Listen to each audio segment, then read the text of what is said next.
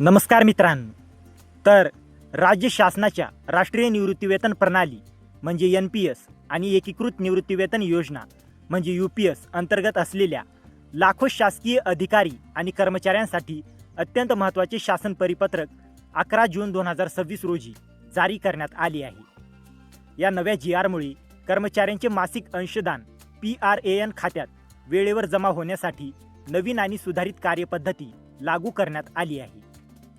तर या GRमध्ये नेमके काय बदल झाले आहेत, कोणत्या तारखेपर्यंत कोणती प्रक्रिया पूर्ण करावी लागणार आहे आणि याचा कर्मचाऱ्यांना काय फायदा होणार आहे, चला संपूर्ण माहिती सोप्या भाषेत जाणून घेऊया. महाराष्ट्र शासनाने 1 नोव्हेंबर 2005 नंतर नियुक्त झालेल्या कर्मचाऱ्यांसाठी NPS योजना लागू केली होती. त्यानंतर 1 एप्रिल 2015 पासून राष्ट्रीय निवृत्तीवेतन प्रणाली म्हणजे NPS राज्यात लागू करण्यात आली. तसेच सप्टेंबर 2024 मध्ये केंद्र सरकारने जाहीर केलेली युनिफाईड पेन्शन स्कीम म्हणजे UPS महाराष्ट्र शासनानेही स्वीकारली आहे. आता या दोन्ही योजनांमधील कर्मचाऱ्यांचे मासिक अंशदान वेळेवर PRAN खात्यात जमा व्हावे यासाठी ही सुधारित कार्यपद्धती आणण्यात आली आहे.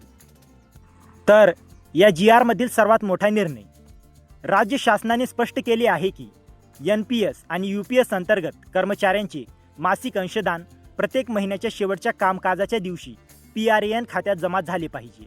यासाठी संपूर्ण प्रक्रिया वेळबद्ध करण्यात आली आहे. तर नवीन वेळापत्रक काय असेल, तर नंबर 1, वेतन देयके सादर करणे. आहरण व संवितरण अधिकारी म्हणजे DDO यांनी संबंधित कर्मचाऱ्यांची वेतन बिले कोषागारात प्रत्येक महिन्याच्या 20 तारखेपूर्वी सादर करायची आहे. नंबर 2, वेतन बिले मंजूर करणे. तर कोषागार कार्यालयाने NPS आणि UPS कर्मचाऱ्यांची वेतन बिले प्राधान्याने मंजूर करून 22 तारखेपर्यंत वाउचर नंबर तयार करणे आवश्यक आहे. नंतर नंबर 3, नियोक्त्याच्या अंशदानाची प्रक्रिया. NPS अंतर्गत शासनाचा हिस्सा 14% तर UPS अंतर्गत 10% आहे. या रकमेचे देयक तयार करून 24 तारखेपर्यंत प्रक्रिया पूर्ण करावी लागेल.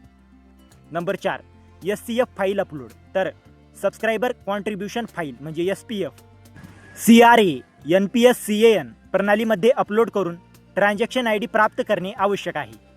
अंतिम मुदत 25 तारीख. नंतर नंबर 5, कर्मचारी आणि शासन अंशदान जमा प्रक्रिया.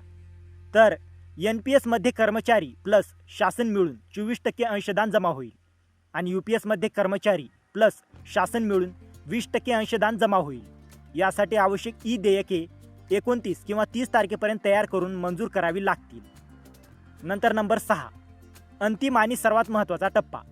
यापुढे अंशदानाची रक्कम DDO अकाउंटमध्ये जमा न करता थेट कुबेर प्रणालीद्वारे ट्रस्टी बँकमध्ये वर्ग केली जाईल. ही प्रक्रिया प्रत्येक महिन्याच्या शेवटच्या कामकाजाच्या दिवशी पूर्ण केली जाईल. त्यामुळे कर्मचाऱ्यांच्या PRAN खात्यात पैसे वेळेवर जमा होतील. तर प्रणालीमध्ये करण्यात आलेले बदल. शासनाने ट्रेझरी नेट आणि सेवार्थ प्रणालीमध्ये आवश्यक तांत्रिक बदल केले आहेत. यामध्ये वेतन बिलांचे वेळेत वाउचर तयार होणे, एम्प्लॉयर कॉन्ट्रीब्युशनची स्वयंचलित प्रक्रिया, बिल सुविधा, ट्रस्टी बँकला थेट निधी वर्ग करण्याची सुविधा यांचा समावेश आहे. नंतर कर्मचाऱ्यांना काय फायदा, तर या नव्या प्रणालीमुळे PRAN खात्यात अंशदान उशिरा जमा होण्याचा प्रश्न कमी होईल. गुंतवणुकीवर परतावा वेळेवर मिळेल. NPS आणि UPS खात्यांमध्ये पारदर्शकता वाढेल. कोषागार आणि DDO स्तरावरील विलंब कमी होईल आणि निवृत्तीवेतन निधी व्यवस्थापन अधिक प्रभावी होईल.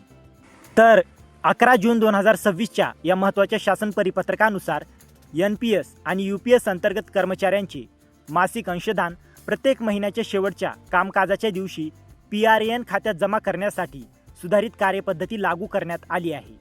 यामुळे राज्यातील लाखो शासकीय अधिकारी आणि कर्मचाऱ्यांना मोठा दिलासा मिळणार आहे.